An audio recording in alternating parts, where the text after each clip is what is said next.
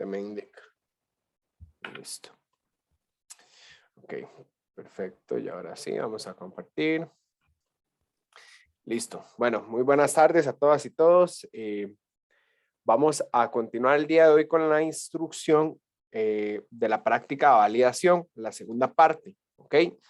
Nada más, como para repasar un poco los conceptos, voy a volverme al fundamento analítico de esta determinación, ¿verdad? Y repasar un poco conceptos de lo que estuvimos viendo en la instrucción pasada. Hablamos de lo que era la validación propiamente de los métodos analíticos y hablamos un poco sobre el método en sí que vamos a validar, que es el método de determinación de nitritos en aguas. ¿Ok? Entonces, como para repasar muy rápidamente, ¿verdad? Hablamos de que el ion nitrito en aguas en principio no debería ser un ion muy frecuente porque una de sus características es que tiene un estado de oxidación intermedio entre lo que son las especies nitrogenadas que normalmente podemos encontrar en agua, nitrato y amonio. ¿Cómo podemos encontrar nitrito? O parte del ciclo del nitrógeno del agua vendría siendo más o menos la entrada de nitrógeno a partir de materia orgánica, ¿verdad? Tomando como la parte más grande, por así decirlo, de contribución, porque evidentemente también podríamos tener contribuciones de amonio y de nitrato propiamente a las aguas, ¿verdad? Por escorrentía, de aguas superficiales, etcétera. Y estoy hablando, digamos, agua superficial o agua tomada para consumo de nacientes, manantiales, etc. Entonces, habíamos hablado que el ion nitrito tiene un estado de oxidación intermedio. Entonces, debido a esa característica, es que normalmente el nitrito en aguas se relaciona con la presencia de materia orgánica o al menos de procesos de degradación activa de materia orgánica. Pero la materia orgánica, una macromolécula con nitrógeno, se va a ir degradando, me va a generar aminoácidos y después de generarme aminoácidos, se me genera el ion amonio y el ion amonio fácilmente se oxida en el medio acuático por la presencia del oxígeno disuelto, genera nitrito. Y el nitrito, como tiene el nitrógeno, tiene estado de oxidación 3 más, y el oxígeno disuelto es sumamente reactivo en el agua, entonces va a reaccionar con ese oxígeno y va a formar nitrato. ¿Ok? Entonces, encontrar nitrito en aguas puede ser un indicador de que hay materia orgánica o al menos de que existen procesos de degradación activa de materia orgánica. ¿Ok? Hablábamos de que la determinación consta de 2 pasos. Primeramente, yo tengo que generar una sal de diazonio. Esa sal de diazonio la genero en medio ácido con la sulfanilamida. Una vez que tengo esa sal de diazonio, luego la hago reaccionar con otra molécula, con la que vendría siendo el grupo que me va a permitir absorber mayor cantidad de radiación, y entonces esa molécula se denomina N1-naftiletilendiamina. Ambas, una vez reaccionadas, lo que generan es un compuesto diazoico y es el que logro yo medir espectrofotométricamente, ¿okay? O lo que logro hacer que interaccione con la radiación electromagnética a 543 nanómetros. Siempre me parece importante hacerles esta aclaración y creo que en la primera instrucción no lo hice. Este fundamento se denomina reacción de Gris. Esa reacción de Gris se aplica no solo para analizar el nitrito en agua per se propiamente, en el medio acuático, sino que el nitrito de sodio en embutidos, por ejemplo, al final de las etapas que hay que hacerle al embutido para limpiarle la matriz, hacer la extracción del nitrito, precipitar proteínas, por ejemplo, etcétera, etcétera, lo que obtenemos es un filtrado en donde en principio está el ion nitrito. Y ese ion nitrito lo determinamos haciendo esta reacción. Cuando se determinan NOx en química atmosférica, lo que se hace es pasar esos óxidos de nitrógeno al medio acuoso, principalmente en forma de nitrito, y entonces el nitrito se hace reaccionar con una molécula similar a la sulfanilamida, si no mal recuerdo, y igual se genera un cromóforo con la N1-naftiletilendamina. Entonces, es una reacción que pueden encontrar bastante en literatura porque es muy utilizada. ¿Ok? Habíamos hablado de que el experimento que vamos a realizar solo son las secciones A, B y C. ¿Ok? Eso lo va a pasar rápido porque ya lo vimos la vez pasada, vimos los reactivos, toda la lista de materiales que vamos a utilizar. La preparación de muestras, también tomamos esos aspectos en consideración, de que ya las muestras que ustedes van a utilizar están tratadas, pues, en el sentido de que tienen el pH adecuado para que se pueda generar el análisis, están filtradas, y esto porque si cuando en algún momento tienen que analizar nitrito, por ejemplo, en agua superficial o en un agua residual, recuerden que al ser un método espectrofotométrico en donde el principio es la interacción de la radiación electromagnética con la materia, si yo tengo material particulado suspendido, voy a generar procesos de interacción, radiación electromagnética, materia, que no son los que yo ando buscando, ¿verdad? Entonces, esa es la justificación del por qué tenemos que filtrar las muestras con filtros de poro bastante pequeño, ¿ok? Y hablamos de lo que vamos a hacer el día 1. El día 1, que ya empieza esta semana, ¿verdad? Repasarles para los que no han hecho la bitácora de laboratorio, cada uno de ustedes tiene que hacer 2 curvas de calibración. Entonces vean que es un trabajo bastante importante. Si recuerdan en analítica y en la práctica de hierro y aspirina, probablemente ustedes lo que hicieron fue, ¿qué? 2 patrones con mucho, ¿verdad? Y sus muestras. Si eso vienen siendo, trabajaron, por así llamarlo, en global muestras, trabajaron 5 o 6 muestras. Acá tienen que hacer 2 curvas, ¿ok? Entonces vean que van a ocupar 10 balones de 100, van a ocupar 12 Erlenmeyers de 125 y el procedimiento ya lo habíamos repasado.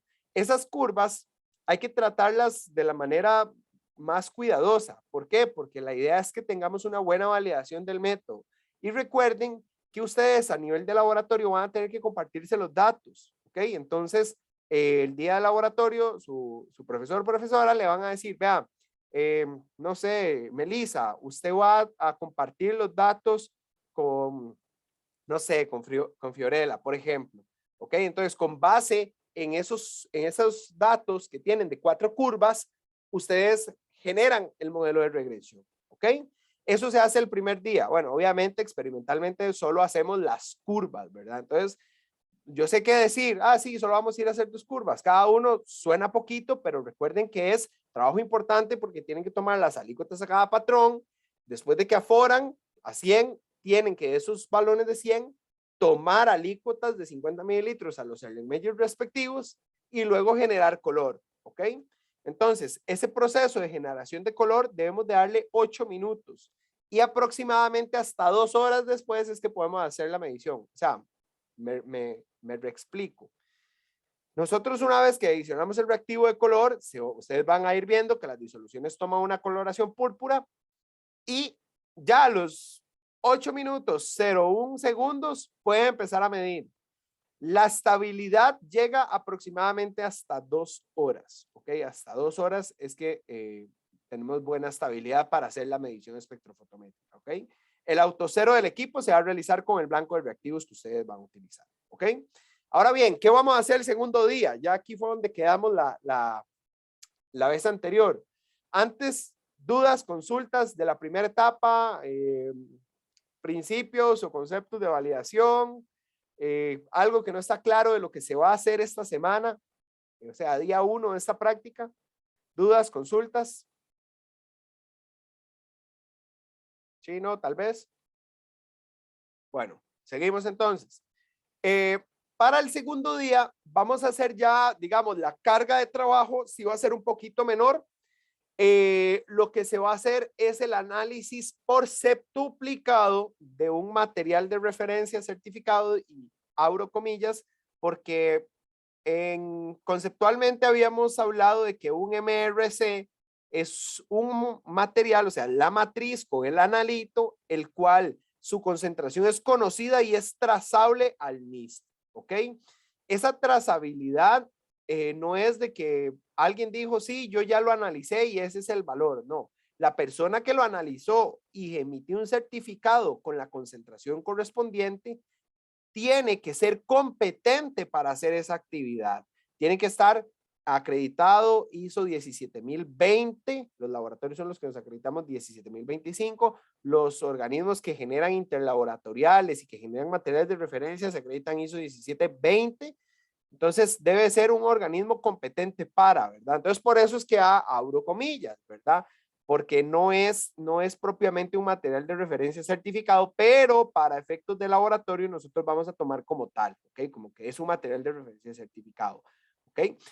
¿Por qué vamos a hacer el análisis por septuplicado? Porque la idea es tener un valor promedio y con ese valor promedio luego contrastar la concentración que ustedes obtienen contra la concentración que nos reporta preparación de reactivos de la concentración de la disolución que ustedes tienen. ¿Ok? La idea es ver qué tanta diferencia existe y con eso entonces podemos validar la veracidad. ¿Ok? Además, con base en ese septuplicado, como tenemos 7 repeticiones, podemos determinar la repetibilidad, que recuerden que había a nivel de precisión, podíamos manejar 3 términos. Repetibilidad, que son las condiciones de precisión que usted obtiene bajo un mismo día con una misma muestra, ¿ok? O sea, su repetibilidad propiamente. Podemos evaluarlo también a nivel de precisión intermedia, que es modificando alguno de los factores, al menos uno de los factores, y en este caso la precisión intermedia se va a valorar entre 2 estudiantes. Volviendo al caso de las 2 estudiantes que ya mencioné, por ejemplo, Melissa y Fiorella. Ellas comparten el primer día los datos de las curvas. Todo bien, generan el modelo de regresión, listo. Para el segundo día, Fiorella le dice, vea, estos fueron mis valores de concentración. Melissa, estos son sus valores de concentración. Entonces, ustedes van a tener sus valores de concentración y van a comparar la precisión intermedia. ¿Y qué es esa precisión intermedia? De poder determinar que la varianza que obtuvo Melissa en sus datos sea igual, o al menos sea estadísticamente, que no exista ya no dije nada, que no exista diferencia estadísticamente significativa entre la varianza, y ojo que hago énfasis en la varianza de Melissa y de Fiorella. Una cosa es que no exista diferencia en la varianza y otra cosa es que no exista diferencia en el promedio. Eso debe de quedarnos súper claro. Son 2 cosas diferentes. Ambas personas pueden llegar al mismo valor promedio, pero con varianzas totalmente distintas. Una persona pudo haber obtenido en las 7 repeticiones el mismo valor de absorbancia y su repetibilidad es perfecta, es un coeficiente de variación, un RCD de 0, mientras que la otra pudo haber tenido hasta un 10% de coeficiente de variación y pudo haber llegado al mismo valor promedio. Entonces, que las varianzas sean iguales o distintas no me dice de que el promedio es igual. Para eso tenemos que aplicar otras pruebas estadísticas. Y parte de la instrucción de hoy es no solo decirles que vamos a hacer el segundo día, sino que mostrarles cómo es que vamos a hacer ese análisis de datos. ¿Ok?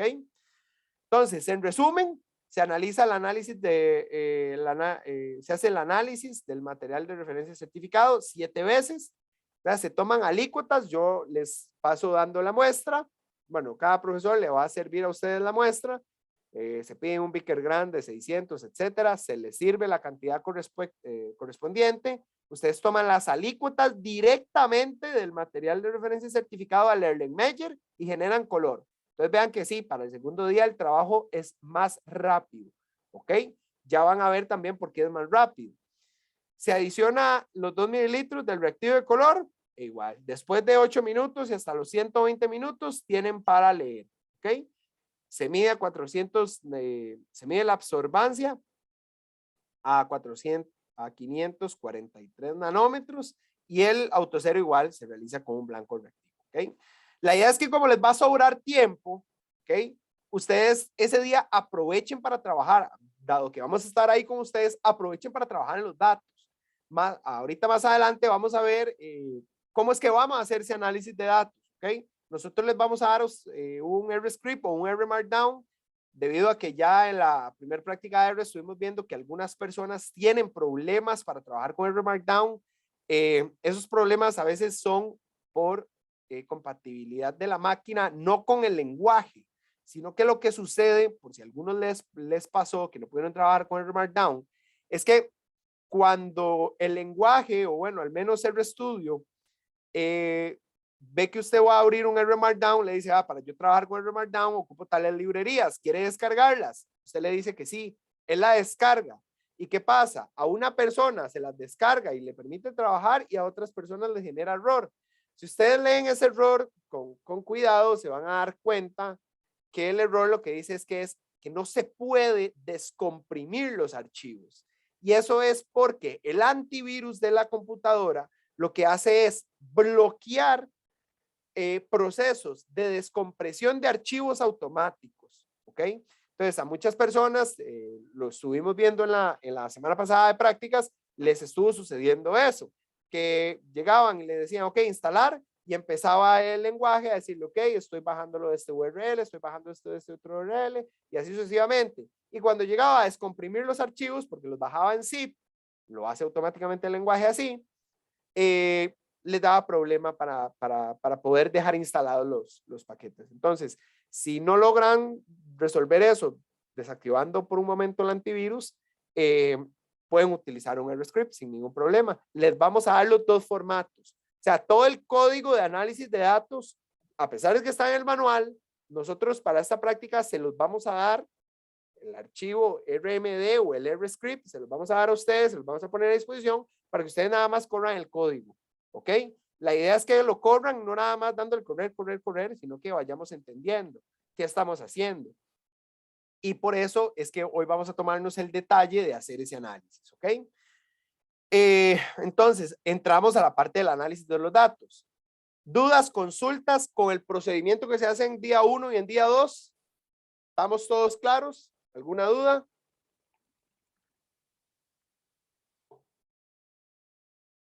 ¿No? Ok. Entonces, lo primero es mostrarles cómo les vamos a sugerir ordenar los datos. ¿Ok? De hecho, nosotros les vamos a facilitar este set de datos, que es un set de datos de ejemplo. ¿Ok? Es un documento Excel. En ese documento Excel van a encontrar 4 hojas. De esas 4 hojas, solo vamos a estar trabajando con 2, con linealidad y con precisión, porque para robustez y especificidad ocupábamos 2 días más de práctica, que para este curso no lo vamos a hacer. ¿Ok? Entonces, la recomendación es que en una columna escriban patrón, concentración y absorbancia y sistematizan los datos tal y como lo están viendo. ¿Ok?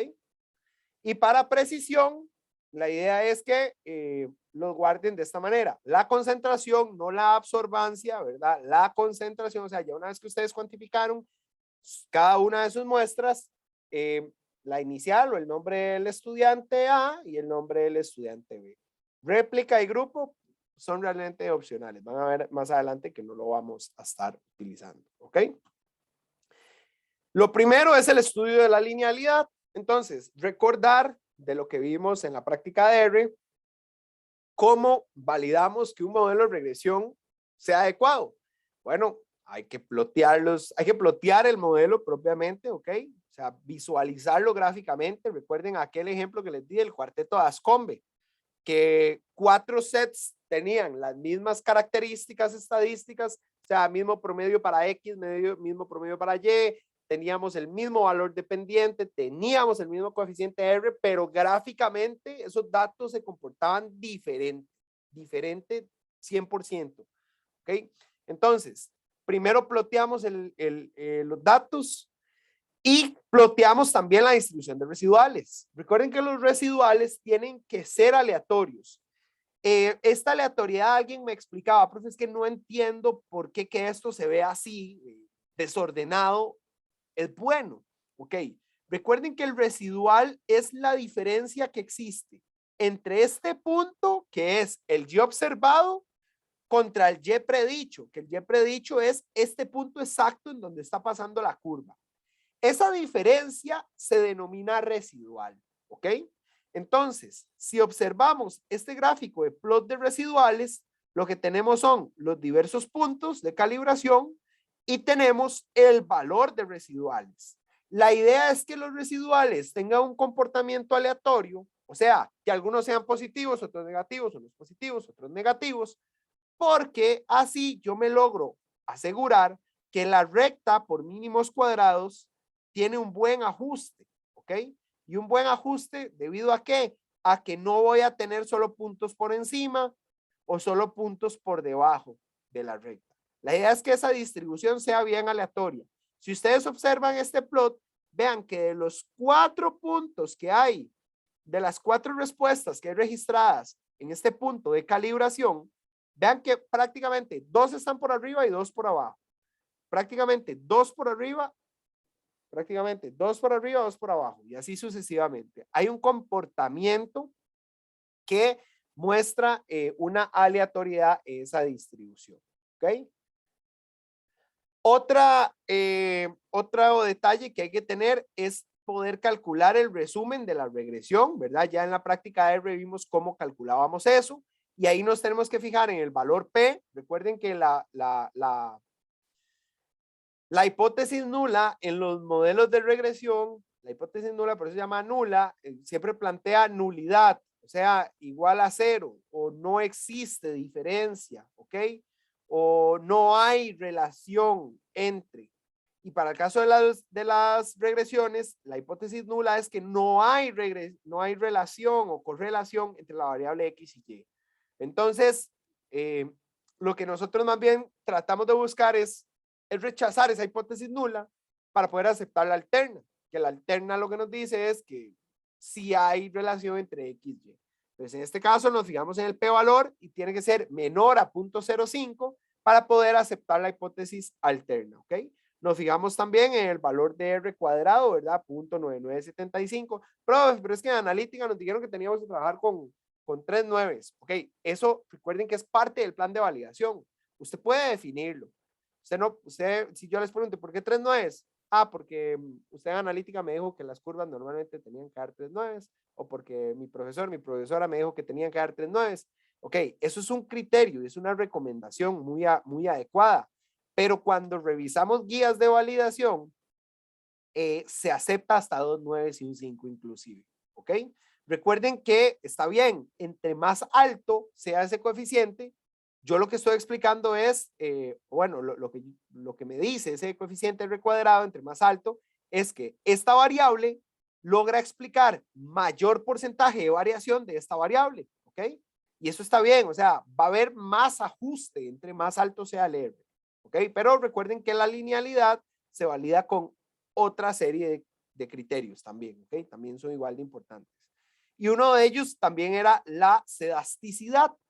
Recuerden que la sedasticidad lo que busca, si hacemos un zoom en este plot, tal vez no se observa bien, pero ven que esta raya azul al borde tiene una raya gris. Esa raya gris es el error estándar de la regresión. Lo que la sedasticidad me probaba, recuerden que era que la varianza en cada punto de calibración, la varianza en la respuesta para cada punto de calibración es homogénea, ¿ok? Que es homogénea. ¿Qué pasa si yo no tengo un método sedástico? Bueno, homosedástico. Lo que va a pasar es que yo voy a tener puntos de la regresión en donde por esa varianza ser significativamente más grande o significativamente más pequeña, yo voy a tener un error diferenciado en ciertas secciones del modelo que en otras. Entonces, las incertidumbres asociadas van a ser totalmente distintas. O sea, si yo tengo un modelo en el que esa raya gris que estamos viendo acá viene así y se abre, quiere decir que no es homosedástico, es heterosedástico. Y eso nos va a obligar a tomar otras consideraciones para la estimación de incertidumbre. ¿Ok? Eso lo vamos a probar y esto se prueba con una prueba Bartlett normalmente. Hay varios tipos de pruebas. Una muy recomendada en guías de validación es la prueba de Cochrane. A mí personalmente no me gusta la de Cochrane. Utilizo la de Bartlett porque esta es más robusta, es más sensible. De hecho, hace poco con una estudiante estábamos viendo eso, que ella me decía, no, es que yo lo hice con la prueba de Cochrane y es que el gráfico se le veía así, se le veía todo abierto al final. Dice, ¿usted probó la homogeneidad de varianza? ¿Está segura? Sí, yo hice una prueba Cochrane y lo hicimos en vivo los dos. Y me dijo, yo hice la prueba de Cochrane así y corro yo la prueba de Cochrane y en efecto le decía que el método era homosedástico. O sea que la varianza en todos los puntos de calibración era la misma. Pero corrimos Bartlett y es que gráficamente la curva se veía así. La varianza en los puntos de calibración más altos se veía totalmente abierta. La prueba Bartlett demostró que no era homogénea la varianza. ¿Okay? ¿Cómo vamos a hacer ese análisis? Ay, perdón, pensé que lo tenía ya abierto. Vamos a abrir, bueno, yo voy a abrir el RStudio, voy a proyectarles, ¿ok?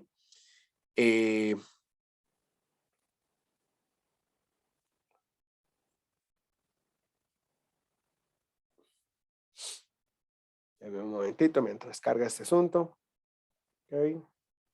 Estamos en validación nitrito de aguas, perfecto. Ok, entonces, voy a correr esto para acá para que tengamos más espacio de revisar los datos, ok. Este R Markdown, ustedes lo van a tener, o en su efecto, van a tener este R script, ok. Así como lo están viendo aquí, así se los vamos a facilitar a ustedes, ok, para que puedan hacer los cálculos del caso, ok. Perdón. Acá lo que vamos a hacer, bueno, vamos a ver si depuramos esto, porque aquí hay varias librerías que tal vez no van a ocupar, pero ahorita lo que nos interesa en la instrucción, yo voy a bloquear esto, ¿sabes? Voy a bloquearlo. Voy a hacer un procedimiento aquí nada más para recordarles una cosa que vimos en la práctica R. ¿Ok?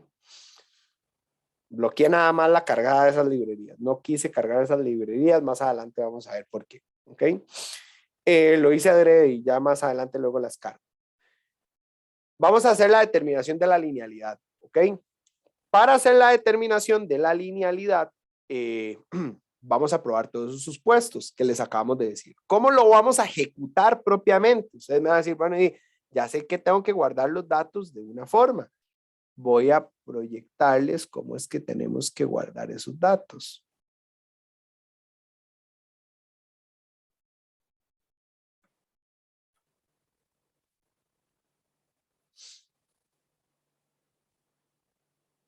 Ya se me abrió. Ok. Ahí están las imágenes. De hecho, en el manual están las imágenes, pero vale la pena repasarlo nada más, rápidamente. Ok.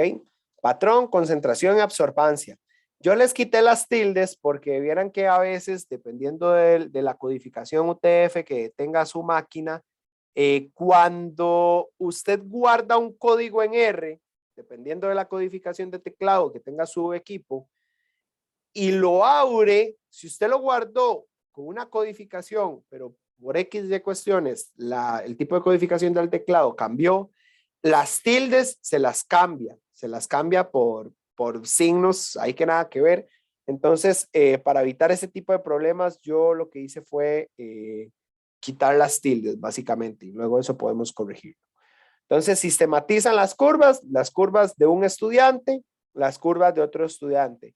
Nada más notar, chicas y chicos, que este tiene 4 puntos de calibración, nada más, ¿ok?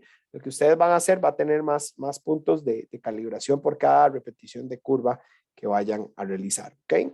Entonces, lo primero que vamos a hacer es a llamar los datos, ¿ok? Similar a como, vean que esto va a quedar grabado, entonces, y por eso no les pasamos este script antes, porque me interesa que la atención esté toda aquí y no en que ustedes lo vayan corriendo paralelamente, ¿ok? Todos nos centremos acá. Vamos a llamar los datos, así como en la práctica de R utilizamos las funciones read table o read CSV, vamos a utilizar una que se llama read Excel, nada más que read Excel, vale la pena aclarar que no es de función base de R como el read CSV, para eso hay que cargar una librería, instalar el paquete que se llama library read XL, o inclusive se puede hacer desde acá, file, import dataset, y le damos importar desde Excel, ok, nada más lo buscamos y le decimos cómo queremos que se llame el dataset y punto. Mi recomendación es que al nombre del archivo le ponga exactamente igual y le dejen el nombre de las hojas exactamente igual para que ustedes nada más sea de que corran el código, ¿ok? Pero es que le puse práctica de validación. Bueno, entonces va a tener que venir y cambiar aquí el nombre práctica de validación. Ah, pero le puse linealidad con L mayúscula, va a tener que cambiar la L ahí, ¿ok? Entonces, para que ojalá traten de apegarse, no se compliquen, traten de apegarse a esa nomenclatura. O si lo cambian, no importa, que es una opción, nada más sepan dónde hay que cambiar las cosas. Esta función read Excel lo que me pide es qué documento de Excel estoy leyendo y qué hoja estoy leyendo, ¿ok? Recuerden que R como lenguaje todos lo hablamos diferente, ¿verdad? Yo personalmente yo trabajo con enfoque de proyectos. Entonces yo trabajo con un proyecto ya definido y se acuerdan que había un formato que se llamaba getWD, una función que se llamaba getWD, que es obtener directorio de trabajo. Entonces vean que mi directorio de trabajo ya está específicamente en una carpeta, que es la que estoy visualizando aquí, y entonces este Excel, data validación, está ahí en mi directorio de trabajo. Vean que este es mi directorio de trabajo como tal. MIA 2020, nuevo manual, práctica de validación nitrito en aguas. ¿Ok? Entonces, si por A por B ustedes llegan y dicen, ay, profe, es que corrí esa primera y me dice que hay un error. Claro, recuerden que es que ustedes tienen que, o sea, cuando yo le pongo, léame un Excel, él se va a ir directamente al directorio de trabajo. Entonces, si ustedes no setearon el directorio de trabajo o si setearon el directorio de trabajo en una carpeta, pero data validación, nada más la descargaron del aula virtual y la dejaron en la carpeta de descargas, difícilmente el lenguaje se los vaya a leer, ¿verdad? Recuerden que trabajar en R ordenado es clave, ¿ok? Entonces, ya una vez que hago la lectura, vemos el set de datos, vemos que se importó adecuadamente. Y recuerden también una función muy útil para visualizar la estructura de los datos es el comando str o estructura para ver que, ok, vea el patrón, me dice que es caractérico. Acá en el código nosotros les habíamos dejado convirtiendo las variables caractéricas a numéricas. Esto sucede porque en algunos casos la concentración y la absorbancia las estaba midiendo como caracteres. En este caso las leyó como numéricas, pero no importa, ahí les va a quedar a ustedes el código. Recuerden que es con la función asNumeric, creo que en la práctica de R vimos asFactor, as.factor, lo que hace es convertirme un set de datos o un vector de datos, que en este caso sería del data frame need linealidad, la columna de concentración, lo que va a hacer es convertírmela a numérico y me la va a guardar ¿dónde? Donde ella misma, ¿ok?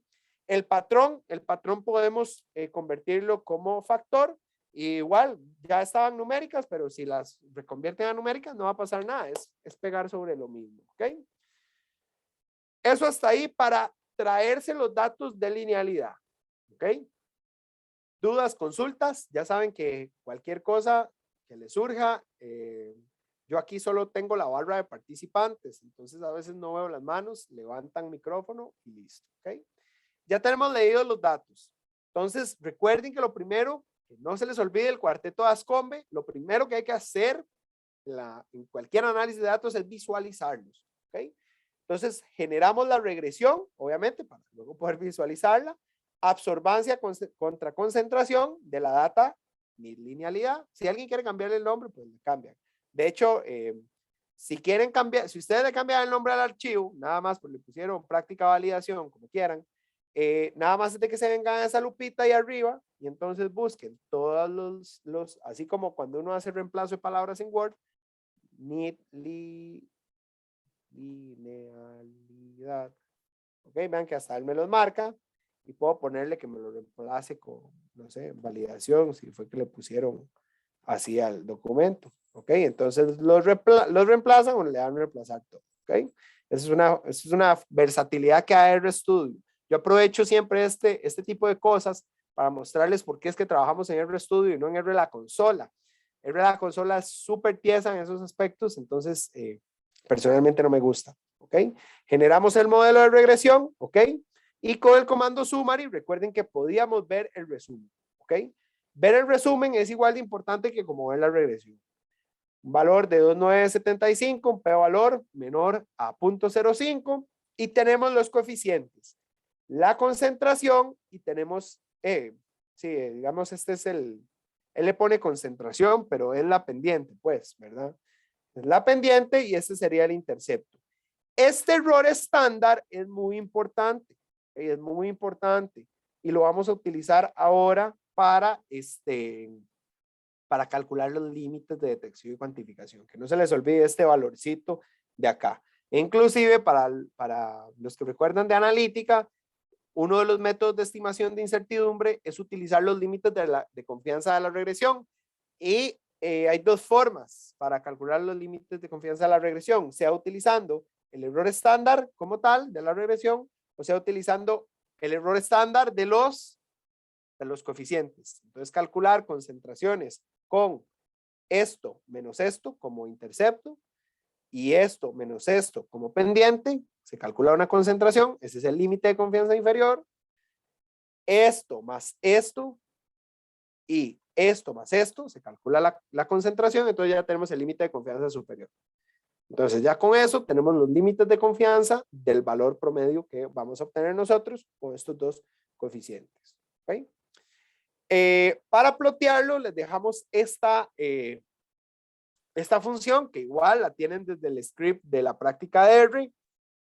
Si ustedes quieren utilizar esa función para otras prácticas, si quieren seguir haciendo el análisis numérico por ahí, no hay ningún problema. Nada más corremos el código. Si ustedes quieren cambiarle este título, ¿dónde lo personalizo? Acá, nada más cambio esas palabras. Si quiero cambiar no concentración para prácticas posteriores, que no es miligramos por litro, sino que sea otras unidades o que no sea la respuesta en absorbancia, entonces todo eso lo cambiamos desde ahí. Si las cifras correspondientes a concentración ya no son 4 cifras significativas o 4 posiciones decimales, nada más venimos y lo cambiamos desde acá, ¿ok? Scale, ya no dije nada. Scale X continuous o Scale Y continuous, dependiendo de lo que queramos hacer. Que no, mire, profe, que yo es que estoy trabajando todo el documento con coma como separador decimal, entonces nada más lo cambiamos de aquí, ¿ok? Listo con eso. Ya visualizamos el plot, parece que hay buena linealidad, hay un valor P que me muestra que, vamos a ver, que me muestra que sí hay relación entre X y Y y todos los demás cuestiones que ya habíamos conversado, ¿ok? Sin embargo, recuerden que hay otras pruebas que faltan por hacer y es visualizar los residuales. Entonces, le pedimos plot, llamamos, perdón, algo tiene este mousepad, llamamos a la regresión y podemos seleccionar, recuerden que eso es parte de los Chiva de RStudio, que él como que tiene un predictivo ahí. Si yo escribo regresión, recuerden que ya hay un archivo, bueno, hay un objeto que se llama regresión, porque así guardamos el modelo. Vean todo lo que puedo tener, los coeficientes, los residuales, los efectos, el ranqueo de datos y así sucesivamente, ¿ok? Entonces, le pedí plotear de la regresión los residuales y este es el gráfico que obtenemos, ¿ok? Recuerden también, es muy complementario el plot de residuales con la sumatoria cercana a cero. Nada más utilizo la función suma. ¿Suma de quién? De esto. Van a ver que el valor que obtengo es súper cercano a cero, es menos 3,68 exponente menos 18, o sea, 0,0000, o sea, 0, métale 16 ceros, 17 ceros aproximadamente, y un 3. Entonces, prácticamente de cero. ¿Ok? La comprobación de la normalidad. Recuerden que una de las pruebas más utilizadas para validar normalidad es la prueba de Shapiro.test o la prueba de Shapiro-Wilk, así se llama, el comando en R o la función R, así se llama Shapiro.test. Nada más Shapiro.test y el argumento. ¿Quién es el argumento? Los datos que quiero probar, si son normales o no. Lo pruebo y veo que tengo un p-valor mayor a 0.05. ¿Eso qué implica?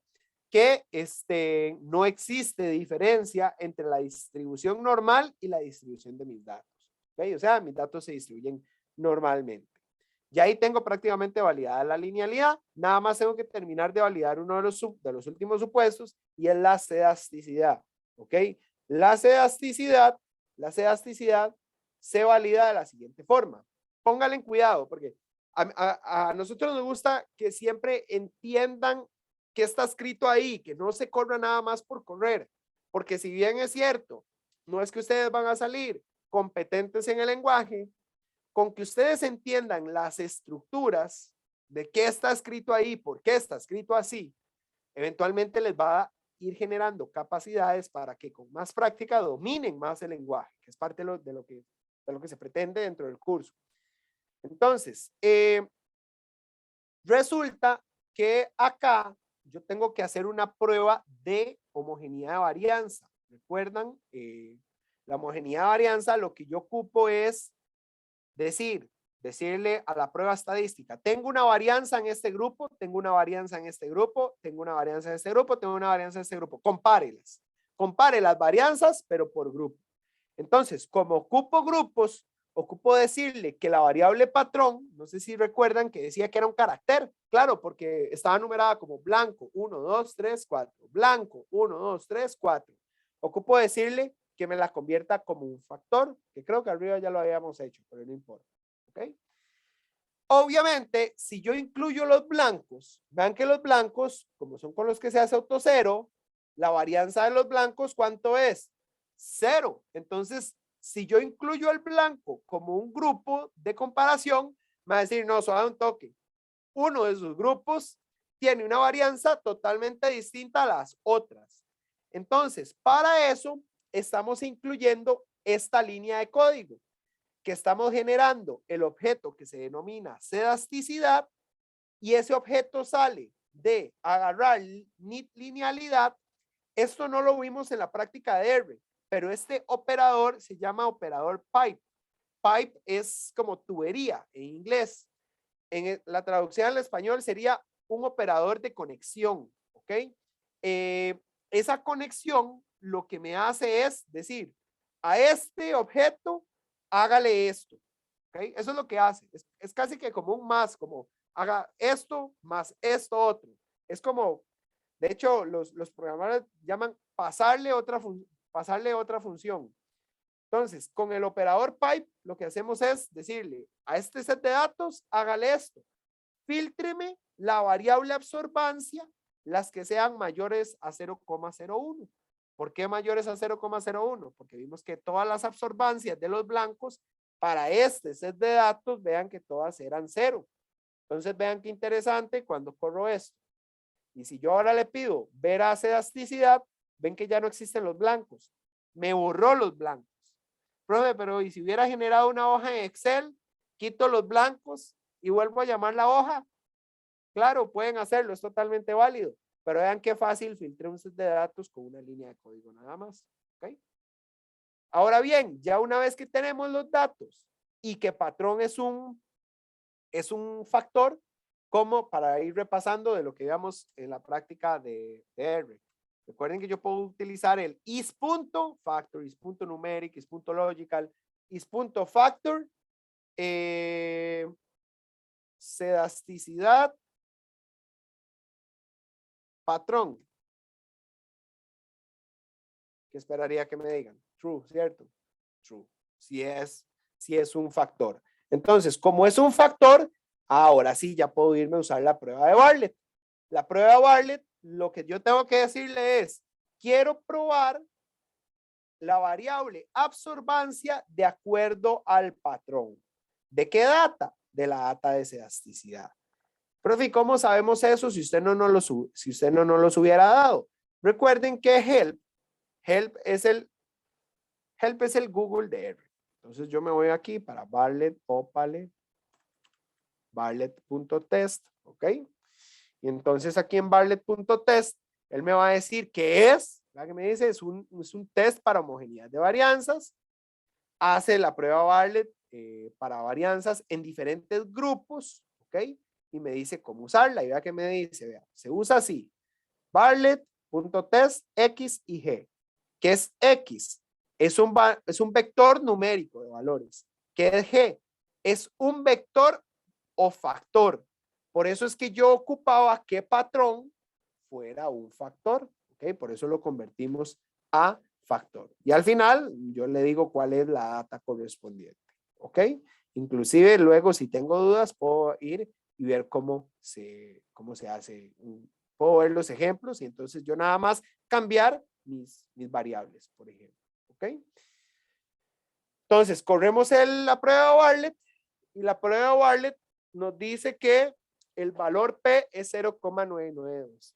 O sea, se acepta la hipótesis nula. Recuerden que si el valor P es mayor a la significancia, que la significancia que normalmente utilizamos es 0.05, quiere decir que como es mayor a 0.05 se acepta la hipótesis nula y la hipótesis nula plantea que no existe diferencia en las varianzas de esos grupos, ¿ok?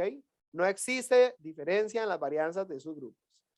Si queremos mejorar el análisis, recuerden que siempre la visualización me va a ayudar bastante. No les entramos en tanto detalle de cómo generamos este código, porque ggplot es un paquete para graficación. De hecho, es uno de los paquetes que se está utilizando más a nivel mundial y que genera gráficos muy chivas. Pero el objetivo, al menos para este curso, no es como que ustedes aprendan a hacer graficación específico, porque eso lleva su práctica, lleva su tiempo. Si ustedes ven que hay un montón de más, un más, otro más por aquí y así sucesivamente, es porque esos más lo que me dan es, ok, agarro una función, metale otra capa, metale otra capa, metale otra capa, metale otra capa. Son gráficos súper personalizables. De hecho, recientemente modificamos que era el que estaba acá. No nos gustaba como se veían mucho esos boxplot. Entonces se los cambiamos a este gráfico que van a ver. Igual se los podemos actualizar. Esta es la versión que ustedes van a tener. Entonces, si hay una diferencia entre lo que obtienen en el manual con lo que ustedes obtienen, es porque hicimos una modificación en el código. Ya no vamos a tirarles una cajita, sino que les tiramos los puntos, ¿verdad? De cada patrón y les tiramos el promedio con el debido, con la debida desviación estándar. Entonces, si ustedes se ponen a ver, si nos centramos en el puntito negro, obviamente los promedios son distintos, las absorbancias van a ser distintas, pero si ustedes ven el ancho de esos bigotes, ¿ok? Vean que el ancho de esos bigotes para los 4 puntos son iguales prácticamente. Entonces, por eso es que la prueba Bartlett nos arrojó que hay homogeneidad de varianzas. Y con eso ya tenemos la linealidad validada. Validamos las características estadísticas del modelo, lo validamos visualmente y cuando hablo de características estadísticas hablo del R, el p-valor, etcétera, etcétera, y validamos inclusive en la consideración de la elasticidad del modelo. Entonces quiere decir que ya validamos linealidad. ¿Vieron que rápido? Bastante sencillo. Nada más generando un modelo, hacemos las pruebas correspondientes y ya tenemos los resultados para discutir. ¿Okay? Acá nosotros les dejamos esto, escribo aquí una breve introducción de cómo se generó la determinación de la incertidumbre, por si ustedes quieren los anexos dejarlos así. O sea, si ustedes quieren dejarlos de esta forma, si quieren imprimirlos, nada más hacer todo el análisis de datos y luego imprimirlo en Word o PDF y eso anexarlo a su reporte, pueden hacerlo. ¿Ok? Para imprimirlo, recordemos que tenemos que usar esta función need HTML o need to PDF. Este need to HTML lo que me va a sacar es un archivo HTML, obviamente. Este need to PDF o este need to Word. ¿Ok? Si queremos que no se observe el código, lo que tenemos que hacer es pasar este argumento que se llama echo igual false. ¿Por qué nosotros no tenemos esto? Porque nosotros montamos esto aquí y lo imprimimos en Word para adjuntárselos en el manual. Entonces, si nosotros le poníamos echo igual false, a ustedes no les iba a salir estas líneas de código. Y obviamente nosotros queríamos que ustedes vieran el código para que entendieran cómo fue que hicimos el análisis, ¿ok? Pero los que quieran utilizar esta plantilla para hacer su anexo de resultados, pueden hacerla. Nada más utilizan ese argumento echo igual false y pueden utilizar este otro argumento que se denomina warning. En alguno, no sé si vieron más arriba, que cuando cargaba las librerías aparecían como unos warnings o a veces aparecen unos mensajes. Entonces, al modificar esto aquí en el chunk, lo que le estamos diciendo es el código falso, o sea, no lo tire. El mensajes y alertas tampoco las tire. Entonces él me va a tirar un reporte súper limpio, súper limpio. Más adelante les enseño cómo queda un informe montado desde acá, queda bastante elegante la realidad. Entonces, quienes quieran usarlo pueden hacerlo de esa forma. ¿Ok? Ahora bien, ya una vez que validamos la linealidad, tenemos que validar la incertidumbre. ¿Ok? Esto no debería serles muy ajeno, porque en la práctica de R utilizamos este paquete, el paquete Chemcal. ¿Ok?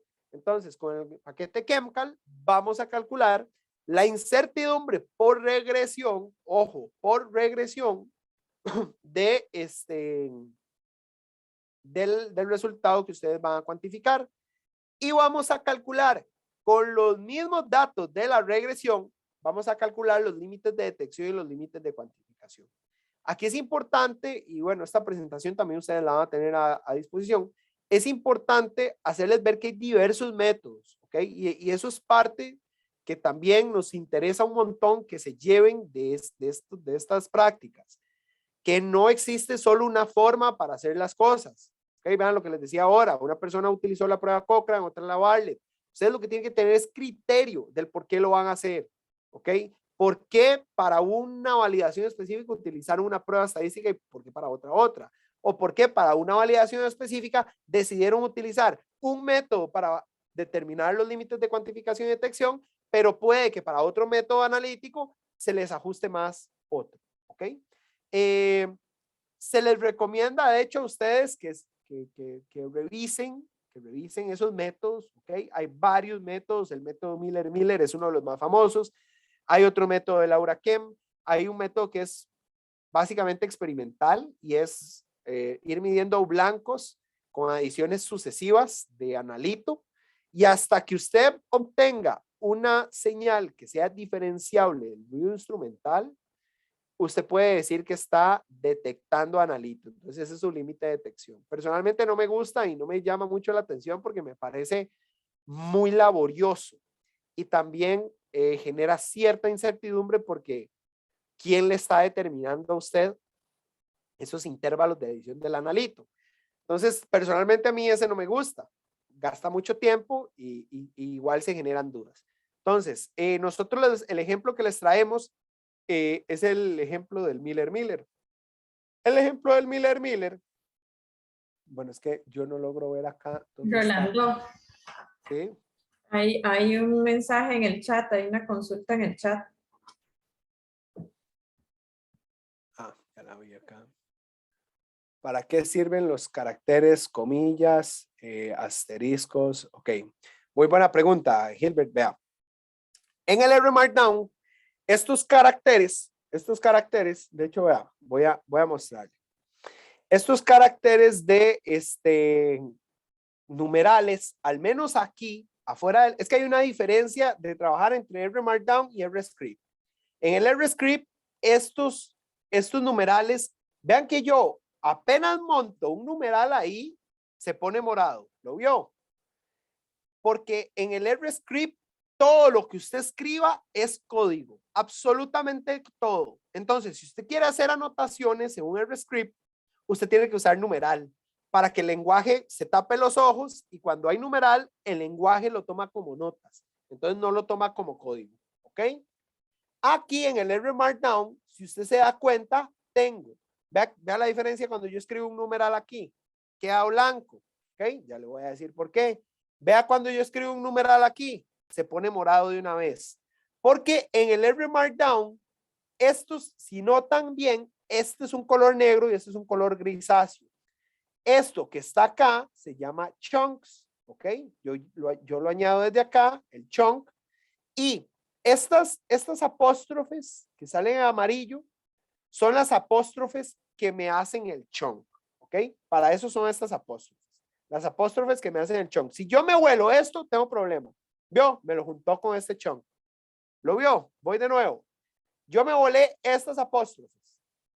Entonces, vea que esto ya me lo quita como amarillo y me da un error porque me dice, suave, esto no es ningún código. Y me termina el chunk hasta aquí.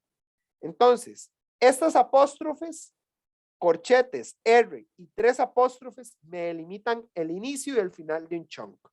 En R Markdown, trabajándolo a través de RStudio, es muy fácil trabajar con chunks, nada más los añado aquí, ¿ok? Esta C más y inserte un nuevo chunk de R. Entonces, inserte un nuevo chunk de R y ahí empiezo a escribir código. Todo lo que está dentro de los chunks es código, ¿ok? Ahora bien, ¿para qué están estos asteriscos? Vea qué pasa si yo pongo otro asterisco aquí. Ópale. Se me fue Vio que me cambió de color. Eso es porque en el lenguaje Markdown, de hecho, vamos a facilitarles tal vez para que si es de su interés, haga una lectura adicional. En el lenguaje de R Markdown, hay toda una lógica de los numerales, de esto, y son caracteres. Así como cuando, no sé si recuerdan, cuando en WhatsApp incluyeron el escribir en negrita. ¿Qué tiene que hacer usted para escribir en negrita en WhatsApp? Usted tiene que poner estos asteriscos. Entonces, un asterisco acá viene siendo letra cursiva. 2 viene siendo letra negrita.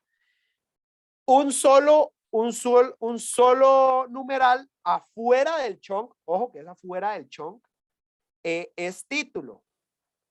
Esto es subtítulo y esto es encabezado de sección. Entonces, cuando nosotros trabajamos en el Markdown, podemos escribir lo que queramos afuera del chunk. Afuera del chunk. Dentro del chunk, si vamos a hacer anotaciones, vea que tengo que usar el numeral para que queden como anotaciones. ¿Ok? No sé si responde. Vea, aquí está. De hecho, voy a pasárselo de una vez el Markdown Basics. Para que usted, para las personas que quieran ahondar más en el tema y les interese, ve, él le dice cómo hacer énfasis.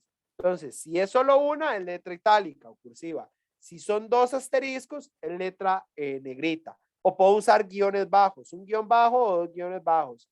Los tipos de headers, si quiero header de primer nivel, de segundo nivel, si quiero hacer listas ordenadas, y así sucesivamente. Hay toda una serie de criterios, por así decirlo, para poder dar formato a esos R Markdowns. Porque la idea de ese R Markdown, lo que ustedes tienen como descripción en la página, en el manual, nosotros lo trabajamos desde el R. Nosotros no fue que nos fuimos a Word a escribir, no, no. Nosotros todo lo íbamos trabajando ahí y luego se imprimió y listo. De hecho, así es como se ve este documento. O sea, simple y sencillamente, después de habernos parado en el R y le dimos tejer a PDF, ya cuando nosotros lo teníamos listo y le dimos tejer a PDF, esto fue lo que salió. Entonces, vea la diferencia del texto. Ve que viene en negrita, ¿ok? Ve que esto viene en cursiva y el tamaño de la letra es distinto a esto. Voy a volverme para acá para que lo vea. Aquí está el título, vea que dice autor, escribir nombre, escribir fecha, escribir nombre, escribir fecha. Vean que es título tipo 2 y viene en cursiva, ¿ok? En negrita, perdón. Este es título tipo 3 y viene en cursiva, lo ves. Para eso son esos caracteres, ¿ok? Para eso son esos caracteres. Y acá vea que sale el código. De hecho es que en mi máquina no se ve bien porque tiene mucho brillo. Pero si ustedes lo vieran, esta parte del código viene como unas cajitas grises para diferenciar qué son notas y diferenciar qué es código, ¿ok? Entonces, para eso básicamente, ¿qué es? Y la idea de mostrarles a ustedes de trabajar con uno o con otro enfoque es para que ustedes decidan cuál les quede mejor. Hay personas que no les gusta trabajar en R Markdown, hay personas que prefieren trabajar todo así, en R Script y luego montan aparte reportes y ese tipo de cosas. A mí personalmente siempre me gusta mostrar la aplicación de reportería porque puede ser muy utilizable. Vean, igual me sale en formato HTML. Entonces, si ustedes quieren incrustar esto en una página web, se puede incrustar dado que es un archivo HTML. Entonces, así es como sale. Y como les indicaba, ven, lo que les decía ahora es que el PDF no se veía bien, pero ven que es una cajita. Esta cajita es porque es la parte de resultados o la parte de código propiamente. ¿Ok? Sí.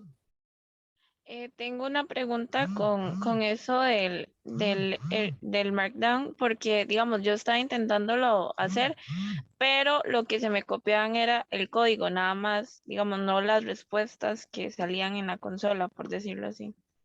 ¿Cómo? Perdón, es que te perdí ahí un toquecito. Digamos, como que yo cuando o sea, yo lo estaba haciendo con Markdown, pero en Word, solamente que se me pegaba el código, nada más, o sea, se copiaba nada Ah, más el código, no la consola, digamos, como con las respuestas, digamos. es que sí, lo que pasa cuando usted va a tejer, por ejemplo, yo voy a darle tejer, creo que es eso. Voy a decirle que me lo teja un HTML. Cuando él me lo teje o HTML, él empieza este proceso. Veo que se abre una ventana nueva que dice render, o sea, él está renderizando toda la información porque los R Markdown son self-contained document, o sea, todo lo guardan en un solo documento. Entonces vean que él dice, vea, voy corriendo este chunk, voy por tanto por ciento, voy por tal chunk, tanto por ciento, y ven que me dice, error en la línea 189. Ojo, ¿se acuerdan que yo deshabilité al puro inicio 2 líneas de código? Las deshabilité al propio. Y vean que lo que me dice es error in num summary, no se puede encontrar la función num summary. Entonces, como hay un error, él no me deja renderizar el documento. Eso es algo que me fascina de R Markdown, porque no lo deja usted sacar algo que no esté bien al 100%. Si hay un error, el renderizado o el tejido, como quieran llamarle, en R Markdown a cualquier formato, HTML, Word o PDF, él se lo va a parar totalmente. Él se lo va a parar, ¿ok? Entonces, no sé si era eso lo que me decías. Ahora, si lo que me decías es que no te entendí bien la pregunta, si lo que me decías es que él te permite tejer a, qué necio, no, pare. Que él te permite tejer a Word y no a PDF, es porque para tejer a PDF hay otros complementos, hay otros paquetes, hay uno que se llama látex PDF, todo pegado, látex PDF. Entonces usted tendría que irse a buscar el paquete que se llama así, látex PDF. De ahí aparezca como predictivo, así, látex PDF. Látex PDF, need R, tiny text y tiny text. Estos son los 3 paquetes que se ocupan. De hecho, voy a copiarlo, pegarlo y los paso ahí al chat. Esos son los 3 paquetes que se ocupan para poder tejer Word, PDF o HTML. Hay problemas también ya como tercera opción, si por ahí va su consulta, que a mí me ha sucedido que a veces uno de estos paquetes se actualiza. Entonces vieran qué dolor de cabeza, porque a veces cuando uno de estos paquetes se actualiza, a veces da problema con la versión que está actual de R vigente. Entonces hay que ir a descargar una versión beta del paquete a otro servidor y es un dolor de cabeza. Entonces, eso es el único inconveniente, que a veces hacen una modificación de este paquetillo de LaTeX PDF, una actualización y por X y razones, cuando yo estoy tejiendo a PDF, me dice error de compatibilidad porque el paquete LaTeX PDF no es compatible con la versión actual de R, no sé qué, no sé cuánto. Entonces se hace un poquillo complicado. No sé si por ahí va su consulta. Yo creo que sí voy a intentar a ver si me sirve, si no hay cualquier cosa, yo le pregunto a la profe. Gracias, profe. Ok, está bien, con mucho gusto, con mucho gusto. Ok, vean cómo se puede ver un reporte inclusive hecho, montado. Todo este reporte fue montado al 100%, vean así, con texto y todo. Al 100% fue montado en R Markdown. Al 100%, no se hizo absolutamente nada por fuera. Todo ese reporte se hizo, hasta las tablas se hicieron. Bueno, aquí ya vi un error, no le pusimos título a la tabla y quedó como el nombre en inglés, pero todo se hizo en R Markdown. Entonces, ¿qué queremos mostrarles con esto? De que tiene muchas aplicaciones para reportería en un futuro. ¿Ok? Entonces, continuamos. No sé, Gilbert, si la duda te quedó claro, ¿sí? Sí, profe, muchas gracias. La última pregunta era que no entendí muy bien para qué sería el chunk y las comillas. El chunk, Gilbert, es que si vos llegas y, por ejemplo, voy a escribir aquí, getWD, acá todo lo que yo escriba es texto. Lo ves que cuando yo escribo aquí es texto como tal. El chunk, ves que el chunk es donde va el código. ¿Okay? Entre estas líneas amarillas, entre estos, ves que el color es distinto. Aquí afuera es negro, esto es como grisáceo. Los chunks lo que me permiten es tener código ahí. Todo lo que yo escriba fuera del chunk no es código, es texto. Sí. Ok, listo, profe. ¿Y las comillas normales? Digamos lo que sale en verde. Esto, ok, listo. Esas comillas es porque las funciones a veces ocupan texto. Entonces, por ejemplo, esta misma. Esta función que dice theme es para yo elegir el tema, ¿ok? Es para yo afectar el tema del gráfico. Esto, vean que me sacó un tema, ven, me sacó un gráfico. Y ven que este gráfico tiene líneas y tiene un fondo gris, todo lo demás.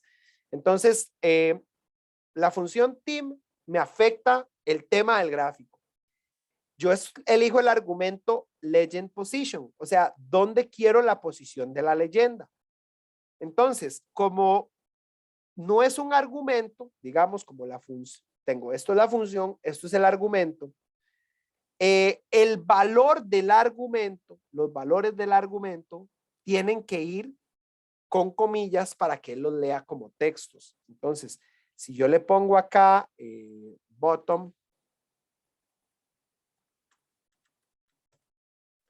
él lo que va a hacer es tirarme, ahora me va a tirar una leyenda, ve, patrón 1, 2, 3, 4, me la va a tirar abajo. Yo aquí le había puesto none para que él no tire ninguna leyenda, porque esa leyenda está de más. Entonces le poníamos none, ¿ok? Ve que ya no aparece. Entonces, estas comillas son para introducir texto, pero dentro de una función, ¿ok? Texto que yo quiero que sea interpretado por el lenguaje. ¿Ves que el título, esta función se llama labs de labels? Tiene título, entonces el título, como es un texto que quiero que esa función incorpore dentro de mi objeto, lo tengo que meter con comillas. Okay. ¿Estamos? Listo, profe, muchas gracias. Con gusto. Entonces, eso en relación a la linealidad. Íbamos por incertidumbre, ¿ok? Entonces, igual, prácticamente que igual, de como, bueno, estamos hablando de los límites de detección, perdón. Nosotros vamos a utilizar el método Miller-Miller. El método Miller-Miller lo que hace es tomar la desviación estándar del intercepto, no el de la calibración, y lo divide entre la pendiente. Hay otros métodos que utilizan la desviación estándar, o más bien el error estándar de la calibración. Ese es el método UPAC, ¿ok? O en algunas literaturas ustedes van a encontrar que el que usa error estándar de intercepto lo llaman método antiguo de la UPAC, y el que utiliza el error estándar de la regresión le llaman método moderno de la UPAC, ¿ok? A mí personalmente me gusta utilizar el clásico, que es utilizar la desviación estándar del intercepto, y ya les explicamos por qué. Entonces, básicamente que lo que hacemos para límite de detección es 3.3 por ese error estándar y lo dividimos entre la pendiente, ¿ok? Eso es lo que se hace, básicamente. Hay otros métodos que les recomendamos revisarlos, ¿ok? Les recomendamos revisarlos. Numéricamente, ¿cómo lo trabajamos? Para la incertidumbre, ya ustedes vieron cómo utilizábamos la función inverse.predict en la práctica de R. Generábamos un vector de datos con nuestras absorbancias y lo asignábamos a un objeto que se llamaba muestra, ¿ok? Y para calcular la incertidumbre, vamos a utilizar la letra U, que es la que normalmente usamos para incertidumbre, y lo que vamos a hacer es lo siguiente. Bueno, no, aquí estamos guardando el resultado, perdón. Vamos a usar la función inverse.predict, ¿de quién? ¿Qué modelo? El modelo de regresión. ¿Y a quién se lo vamos a pasar? Al objeto muestra, con una significancia del 0,05, o sea, confianza 95%. Corremos esa función y ya tenemos el resultado. Ópale. Imprimimos el resultado si quieren para verlo. Entonces me dice que la predicción es 0.4172. El error estándar de esa estimación es 0,060. El confidence vendría siendo la incertidumbre al 95% de confianza. Y si ustedes agarran y restan 0.4299640, le restan este valor, van a ver que les da como 0.025 y resto. O sea, les da el doble de este valor. ¿Por qué? Porque el intervalo de confianza es valor menor y valor mayor esperado para mi concentración. Entonces, obviamente, si yo divido ese rango entre 2, me va a dar el más menos tanto. ¿Ok? Por eso es que esta es la incertidumbre al 95% de confianza. Y esta sería la incertidumbre por regresión, exactamente, sin el 95% de confianza, o sea, sin aplicarle K igual 2. ¿Y por qué les hacemos ver esto? Porque recuerden que hay resultados que sí, que solo interviene. Por ejemplo, si yo a un equipo no le tengo que hacer dilución de muestra, ni tomarle alícuota, ni pesarlo, ni nada por el estilo, ¿cuáles van a ser las contribuciones de incertidumbre? Las contribuciones de incertidumbre van a ser básicamente la regresión con la que yo estoy cuantificando. ¿Ok? Entonces, en ese caso, ahí sí la incertidumbre podríamos darle al 95% de confianza directamente.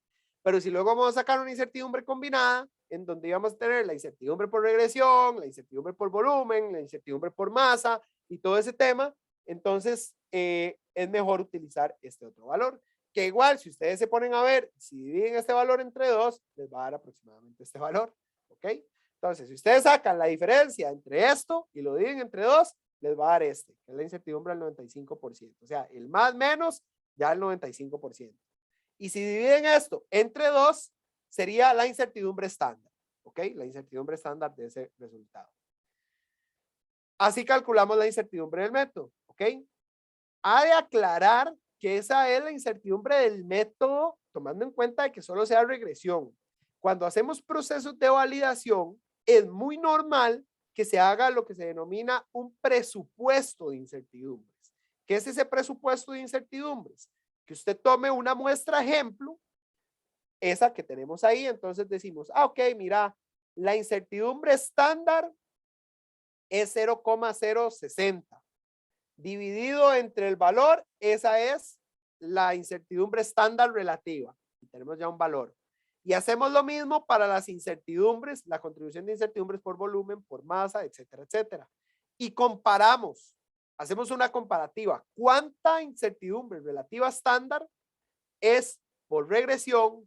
¿Cuánta es por volumen? ¿Cuántas por masa? ¿Cuántas por recuperación? ¿Cuántas por repetibilidad? Y entonces podemos expresar la incertidumbre de los métodos en términos porcentuales. Una buena validación de métodos le va a decir a usted la incertidumbre de este método es tanto por ciento.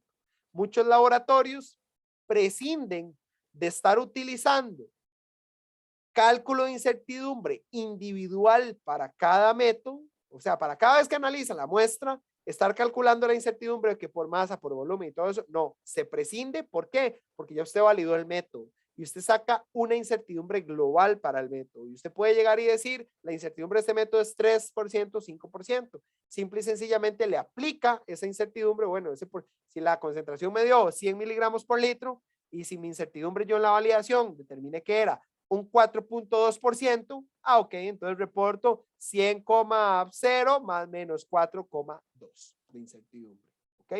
Tiene sus ventajas y tiene sus desventajas. ¿Por qué? Porque, por ejemplo, primeramente el factor de repetibilidad. Cuando calculamos el factor de repetibilidad en la validación, probablemente puede que usted ejecutando el análisis tenga analistas o usted mismo ejecute el análisis con mayor precisión que como se hizo en la validación. Puede que el de la validación fuera aceptable, no sé, digamos que el criterio de aceptación sea un 8% de coeficiente de variación y en la validación se obtuvo en promedio un 5%. Entonces el criterio de aceptación pasa, pero usted en el día a día puede mejorar ese factor de precisión. Hoy pudo haber tenido un 1%. Entonces, ¿qué pasa con esos métodos en donde la incertidumbre se calcula global? usted siempre va a subestimar esa contribución por repetibilidad. O corre el riesgo también de sobreestimarla, porque ¿qué pasa si un analista, el criterio de aceptación es un 8?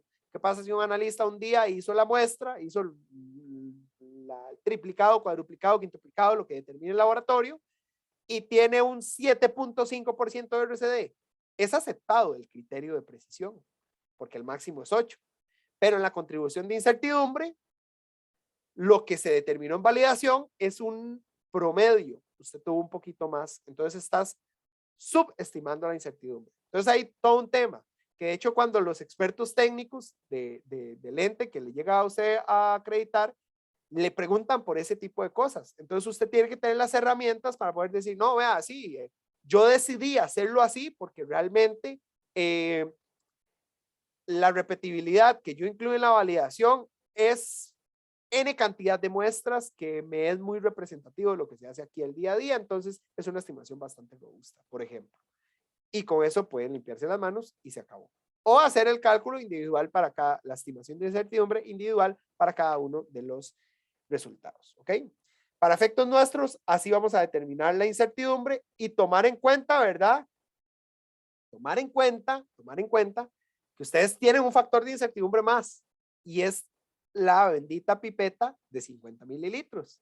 Entonces, el ejercicio interesante aquí es que ustedes calculen la incertidumbre estándar relativa, como les decía, 0,060 entre 0.4172 y eso lo comparen entre la incertidumbre estándar relativa por volumen. Compárenlos. ¿Cuánto es? ¿Cuánto me aporta la regresión y cuánto me aporta de incertidumbre ese pipetazo? ¿Es significativo o no es significativo? Puede que les dé que la regresión les aporta 99,5% en la incertidumbre y esto solo 0.5%. Entonces, hay casos, aunque no lo crean, yo personalmente tuve la experiencia de trabajar en un laboratorio en donde estatal, certificado, validado por entes internacionales, porque el análisis era para aceptar o rechazar exportación de carnes, en donde las masas de las carnes que se iban a analizar se medían en balanzas granatarias. Medíamos 10 gramos de carne y con balanzas de 2 decimales hacíamos el análisis. ¿Y por qué? Y alguien va a decir, ¿pero por qué? Balanza analítica, es química analítica. No, tiene que ser 4 decimales. No, en la validación se había demostrado que la incertidumbre por masa era ridículamente pequeña. Entonces, con base en eso, los encargados del laboratorio pudieron decir, no, vea, la contribución por masa es ridícula. Nosotros, eso sí, vamos a tener un control estricto de calibración de la balanza, un control estricto de la verificación del funcionamiento de la balanza, eso sí, pero a nosotros no nos interesa saber tercer, cuarto decimal. ¿Para qué? La contribución por incertidumbre, inclusive utilizando la granataria de 2 decimales, es ridículamente baja. Entonces, no vamos a invertir en tener una balanza analítica tan cara y estarle haciendo las calibraciones a todas las balanzas analíticas si podemos tener 2 balanzas granatarias en control bonito y ya, se acabó. Entonces, ahí se ahorró plata y se ahorró tiempo también. Porque las balanzas analíticas, ustedes saben que a veces se ponen un poquito, ¿verdad? Rejegas y más, imagínense pensando una carne, que la carne tiene un contenido de humedad importante. Entonces, el tercer, el cuarto decimal empiezan a oscilar un montón. No. Yo me ahorro ese tiempo, 2 decimales se estabiliza así, se fue el análisis.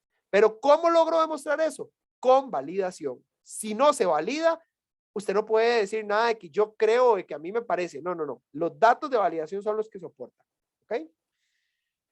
Para no extenderme tanto, verán que el tema es muy bonito, es muy interesante, entonces da mucho de qué hablar.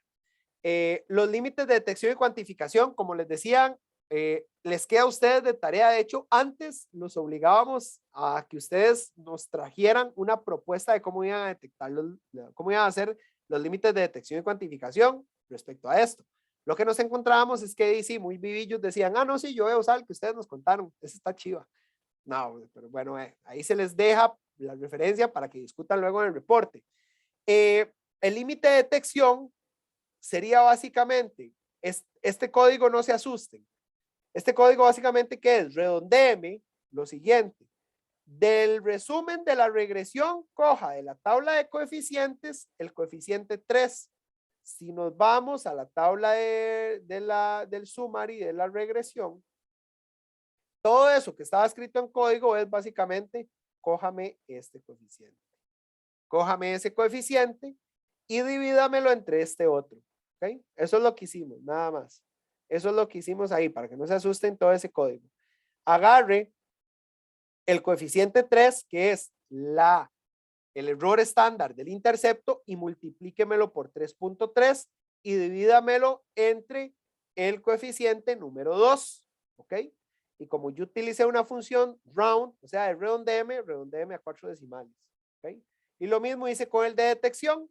La única diferencia es que aquí les planteamos 3.3, que ese es el valor que se utiliza para la detección, y este es 10. ¿Ok?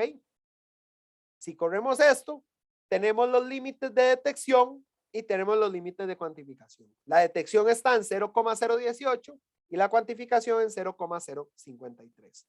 Voy a irme al gráfico para que entiendan la lógica, porque no es nada más mostrarles el código. La lógica de este método es la siguiente.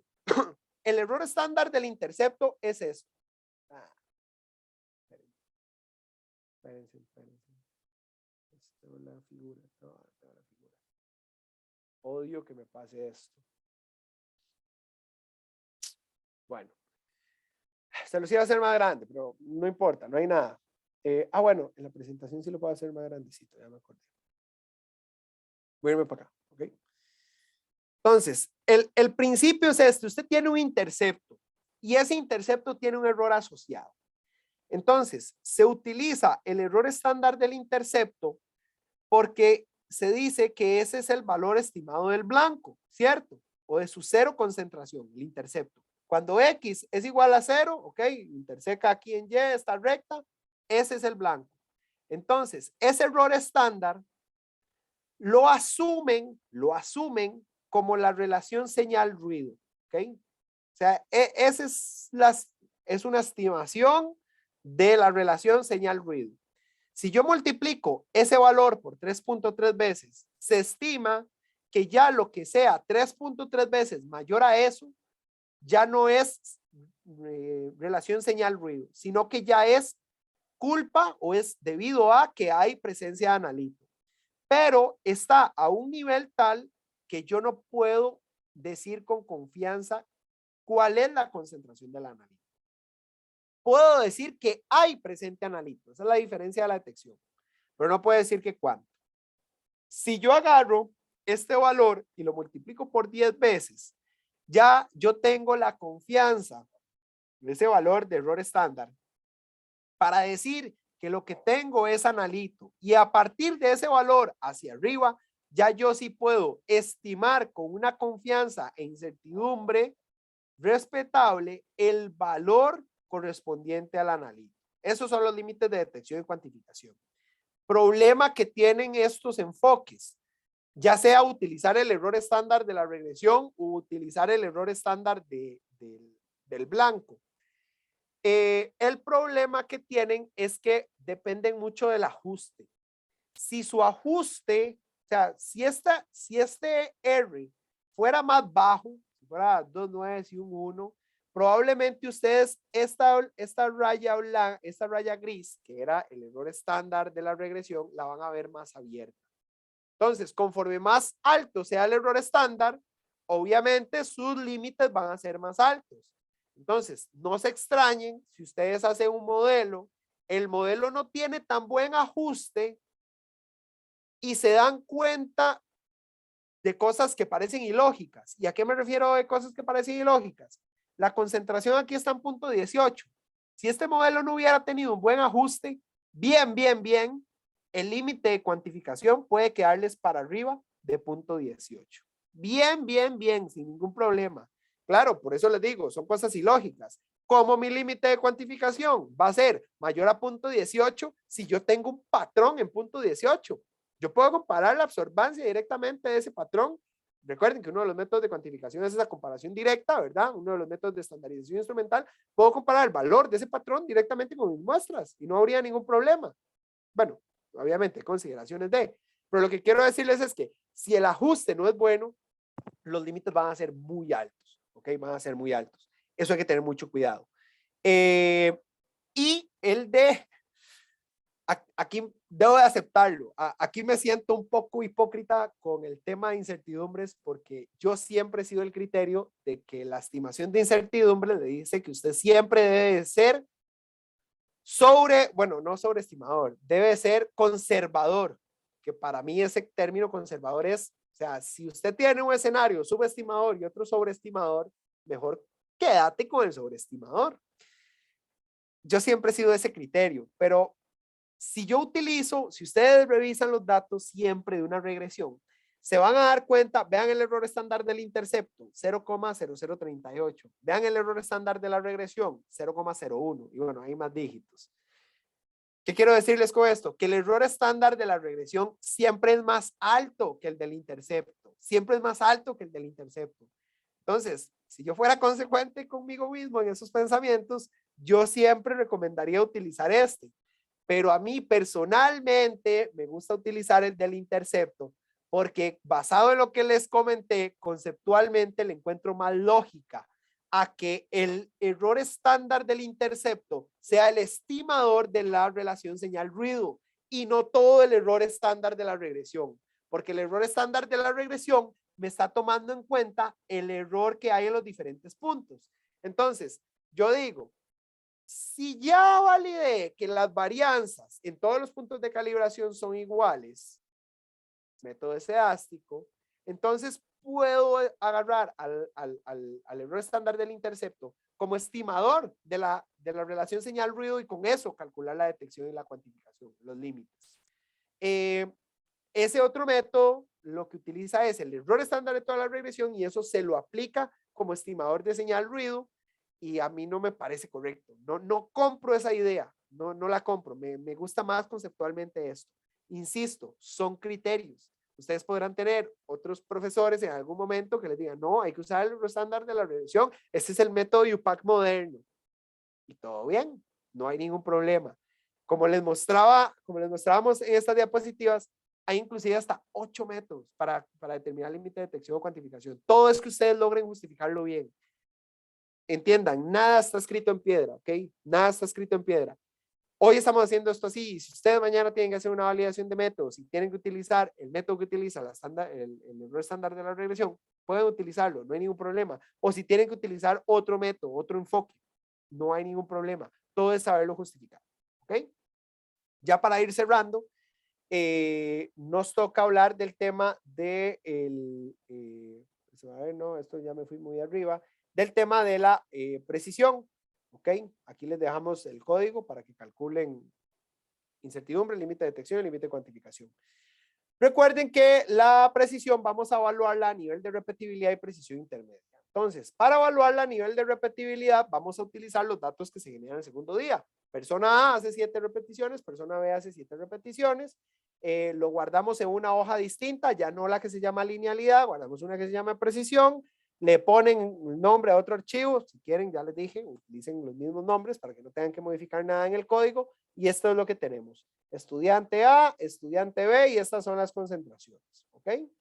Entonces, lo primero que ocupamos hacer cuando hacemos análisis de varianza para dos personas, la variable estudiante es grupo, es un grupo A, o sea, todos los que son muestras D y todos los que son muestras R. Entonces los hacemos como un factor. ¿Okay? Eso es lo primero que tenemos que hacer. Aquí estamos haciendo a esa variable estudiante como un factor. ¿Okay? Aquí es donde viene el ejemplo que yo les había dado. Recuerden que hay una función que yo puedo utilizar que se llama summary, ¿ok? Que me da un resumen, ¿sí? Me va a dar un resumen de mi set de datos. Entonces me va a decir, vea, sí, estudiante, hay D y R, 7 cada uno. Y así sucesivamente. La concentración, mínimo, cuartiles, máximo, promedio. Pero no me da esa división por grupos. Entonces, para eso, recuerden que en la práctica de R habíamos visto una función que se llamaba numSummary, ¿ok? Se llamaba numSummary. Ese numSummary, si yo lo corro, de hecho ahora cuando corrí el chunk, vieron que me daba un error porque me decía que no encontraba la función numSummary. Vean que yo la voy a correr y me va a dar un error. Bueno, parece que corrió. corrió porque estaba guardado aquí. Pero bueno, no importa. En principio yo tuve que haber despertado el paquete R Commander MISC para que esa función pudiera trabajar. Pero como ya estaba guardado aquí, se me olvidó, estaba guardado, entonces obviamente me iba a salir. En esa función non-summary, lo que hacemos es decirle que de la hoja de cálculo, bueno, el data frame need_press, utilice la variable concentración para hacer una estadística de promedio, desviación estándar, rango cuantílico, cuantiles, pero que me la haga por grupos, ¿ok? Entonces, cuando hacemos eso, ya tenemos la estadística y me dice, el promedio para el estudiante D fue este, para el R fue este, desviaciones estándar, mínimo, máximo, etcétera, ¿ok? Y ya con eso tenemos la estadística descriptiva para cada estudiante, ¿ok? Muy importante comparar los coeficientes de variación o los porcentajes de RCD. Vamos a generar un objeto que se llame CV del estudiante 1. Es simple y sencillamente de este objeto que generé, que se llama descriptiva, decirle de esa tabla, cójame la fila 1, la columna 2. ¿Qué es la fila 1? La fila 1, el estudiante 1, la columna 2, SD, y divídamelo entre la fila 1, columna 1. Recuerdan que estos corchetes cuadrados les comentamos que se llamaban indexación, son corchetes para hacer indexación, o sea, escoger específicamente una serie de datos. Entonces, en este caso quiero escoger de descriptiva, de la tabla que genera descriptiva, fila 1, columna 1, fila 1, columna 1, SD entre promedio por 100, no es otra cosa más que el coeficiente de variación, y hacemos lo mismo para el estudiante 2. Entonces ahí tenemos los coeficientes de variación. Numéricamente parecen distintos, 2,67 y 3,53, pero hay que probar si estadísticamente esas variaciones son diferentes o no. Recuerden que es muy importante ver el análisis visual, porque a veces las cosas engañan. Vean que en este caso, si vemos el análisis visual o vemos el ploteo de esos datos, alguien va a decir, sí, no, claro, este estudiante tiene una variación más grande, vean que se ve más amplio. Sí, y de hecho se ve el coeficiente de variación, que es 3.50 y resto. Pero esa diferencia de 0.9 en el coeficiente de variación, ¿es significativa o no?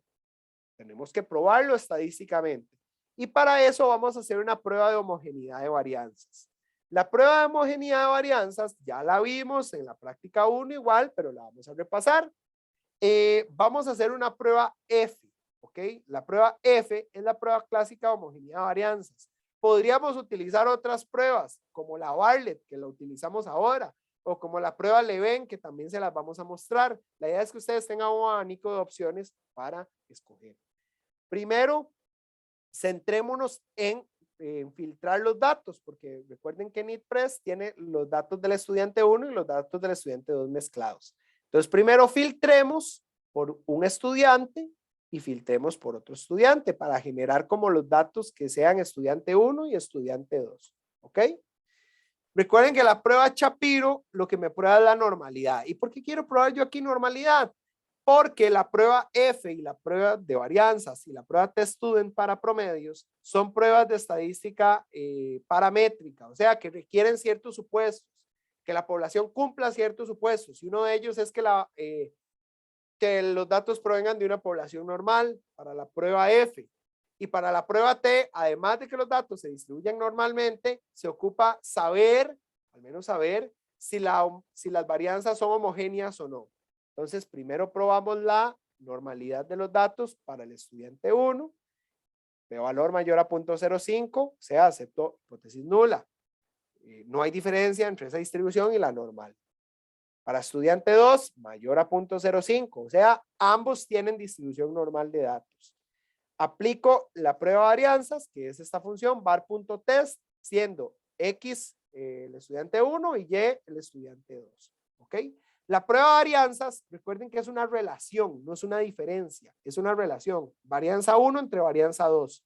Entonces, la hipótesis alterna, la hipótesis nula aquí lo que plantea es que la relación de varianzas es igual a 1. Porque recuerden, si ustedes dividen 20 entre 20 es 1, ¿no? Entonces, si usted ve dos números que son iguales, usted va a tener un cociente de 1, ¿no?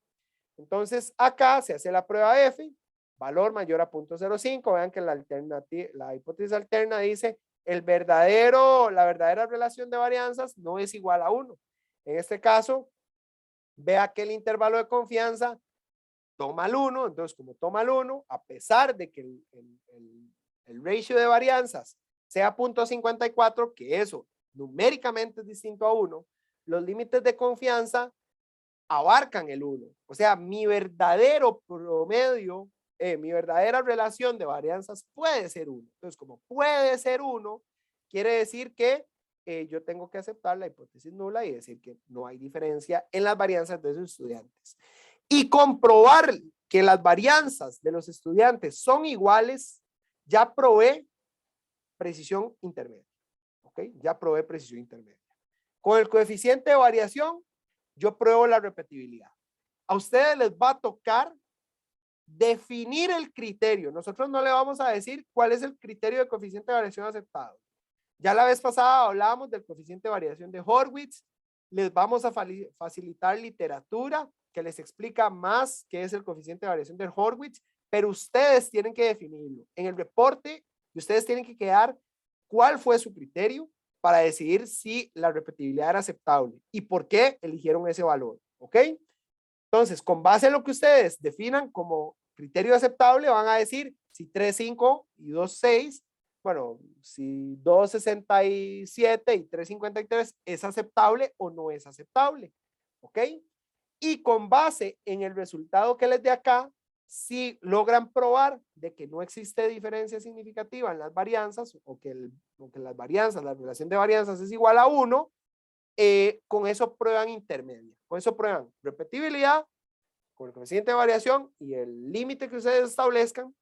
Y con esa prueba de homogeneidad de varianzas van a probar la precisión intermedia. Acá nosotros les estamos incluyendo la diferencia, le estamos incluyendo la diferencia entre medias, que eso es importante, porque a veces para validar métodos puede ser necesario decir, ok, acaba de entrar un analista nuevo al laboratorio, tengo que validar que la variación de los datos de él no sea diferente a las de los demás, pero también si yo pongo un analista nuevo o un analista experimentado, quiero comprobar si el nuevo me logra dar un valor promedio que no sea estadísticamente diferente al del más experimentado, ¿verdad? Porque si el promedio es diferente, quiere decir que ese analista ocupa probablemente más entrenamiento.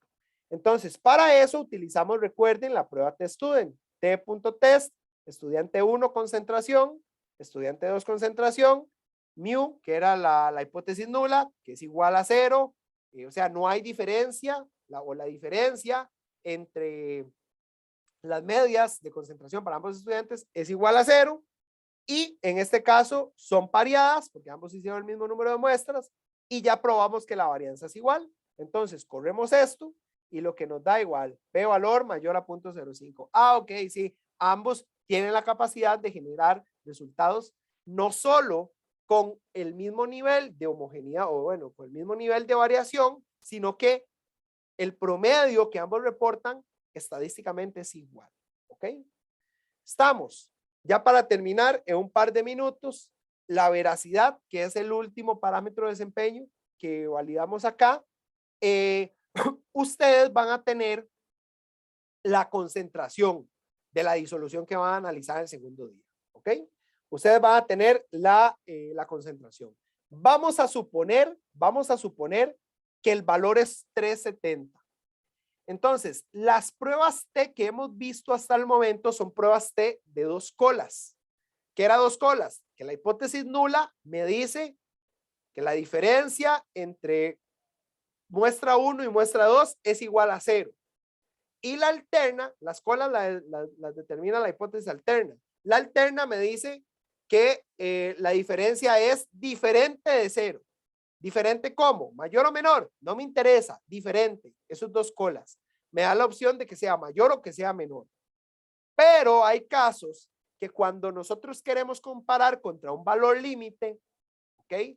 Tenemos que ser muy cuidadosos al definir la hipótesis si es mayor o la hipótesis alterna, si es mayor o si es menor. Hay que ser súper cuidadosos. ¿Por qué? Veamos este ejemplo.